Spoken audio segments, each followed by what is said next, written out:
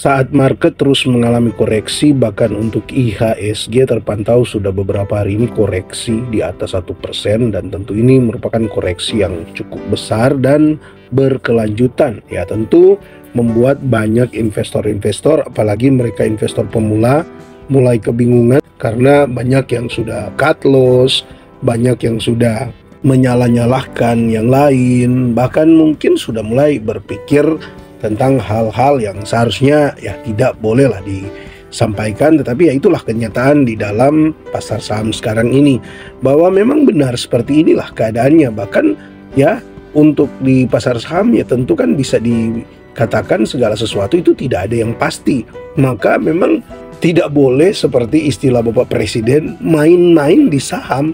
Ya, kalau memang mau terjun di saham ya kita memang harus betul-betul memperhitungkan, dan yang terutama itu adalah resikonya dulu. Soal keuntungan kan itu akan berjalan bersama seiring dengan usaha kita dan memang kondisi market lagi dalam keadaan bagus.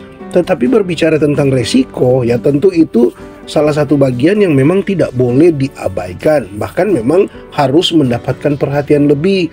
Ingat baik kata Warren Buffett adalah dalam investasi peraturan pertamanya yaitu jangan kehilangan uang, dan peraturan kedua yaitu kembali kepada peraturan awal, jangan lupakan untuk supaya kita jangan kehilangan uang.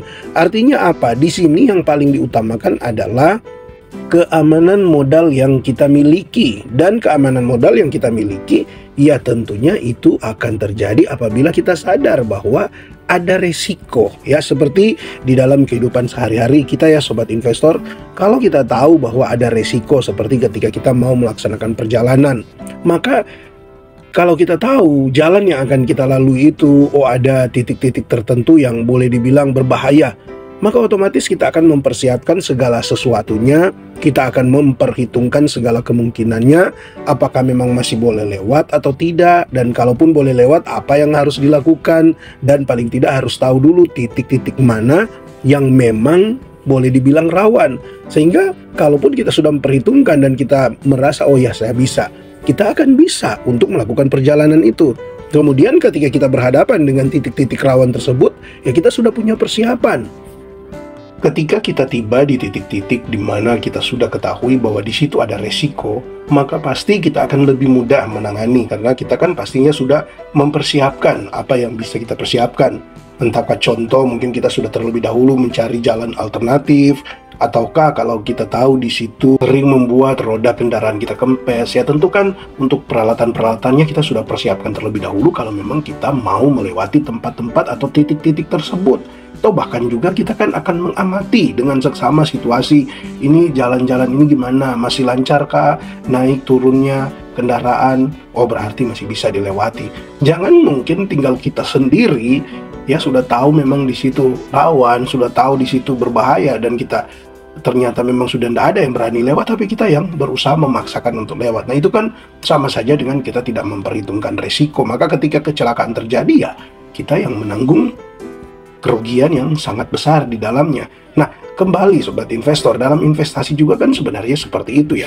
Kalau kita memperhatikan dengan seksama, maka di dalam investasi itu penuh dengan resiko. Ada banyak sekali resiko yang bisa kita hadapi dalam investasi saham. Mulai dari resiko ketidaktahuan kita, mulai dari resiko fluktuasi harga saham, resiko juga ketika makroekonomi mempengaruhi pergerakan harga saham, belum lagi resiko-resiko di dalam perusahaan yang sahamnya kita beli, entahkah resiko terjadinya penurunan kinerja, ataukah juga ada resiko-resiko dari pihak manajemen yang sebenarnya tidak baik mengelola perusahaan yang ada, tetapi ya kita karena terpengaruh harga sahamnya sudah murah, terjebak dengan istilah sekarang value trap. Secara dinilai dari asetnya, dinilai dari harganya, pokoknya sudah dikatakan under value lah seperti itu, tetapi ternyata memang dia under value karena secara perusahaan tersebut sebenarnya sudah dibawa dari standar yang baik lah seperti itu. Nah, masih banyak ya sobat investor resiko-resikonya, belum lagi resiko emosi ketika kita mulai FOMO, ada saatnya kita mau membeli saham-saham yang sudah naik tinggi tapi kita memaksakan untuk beli, itu juga resiko. Bahkan ada saat-saatnya ketika harga saham turun, kemudian kita lebih tergoda untuk menjual, itu juga adalah resiko. Jadi sangat banyak sekali resiko di dalam investasi saham. Nah, di momentum seperti sekarang ini, ketika bahkan IHSG ini bukan cuma satu saham ya, tetapi IHSG, indeks harga saham gabungan saja turun drastis. Bahkan kalau kita lihat ya, tertingginya sobat investor bisa Anda lihat ini dalam 1 bulan terakhir, dia sudah turun IHSG-nya 6,91%. Bahkan kalau dari all time high-nya ini di 7.257 dalam 1 bulan terakhir, ini sudah kisaran 8-9%. Bahkan kalau kita lihat ya sobat investor, dalam dia dari terakhir di all time high-nya ada di 7.900 ini kan, ini tentu sudah sangat-sangat dalam turunnya. Sudah di kisaran 17% koreksi IHSG dari all time high-nya kemarin di 7.900. Dan bahkan kalau kita tarik dari 5 tahun terakhir, ini hanya lebih dalam koreksinya ketika pada saat COVID kemarin. Tetapi di saat-saat dalam keadaan normal ya bisa Anda lihat koreksi-koreksi, tetapi tidak sedalam koreksi terakhir ini setelah dia sampai di 7.900 pada kisaran bulan Oktober atau September 2024 kemarin. Nah, jadi disinilah sebenarnya sobat investor kita belajar bahwa tidak ada satu yang pasti dalam investasi saham. Maka yang harus kita lakukan adalah mengerjakan apa yang bisa kita lakukan. Dan pertama dan yang terbaik untuk menjadi pekerjaan yang kita lakukan dalam investasi saham itu adalah memanage risiko. Dengan cara ya tentu memang ada saatnya kita memang harus berani, sekalipun harus berhadapan dengan risiko, tetapi itu setelah diperhitungkan dengan matang.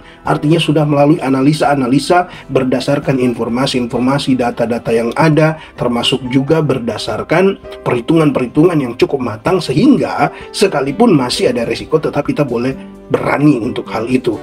Dan sebaliknya justru ketika kita tergerak untuk membeli, kita tergerak untuk masuk di saham-saham tertentu, tetapi sebenarnya kita kurang paham bisnisnya, sebenarnya kita belum melakukan analisa yang cukup matang.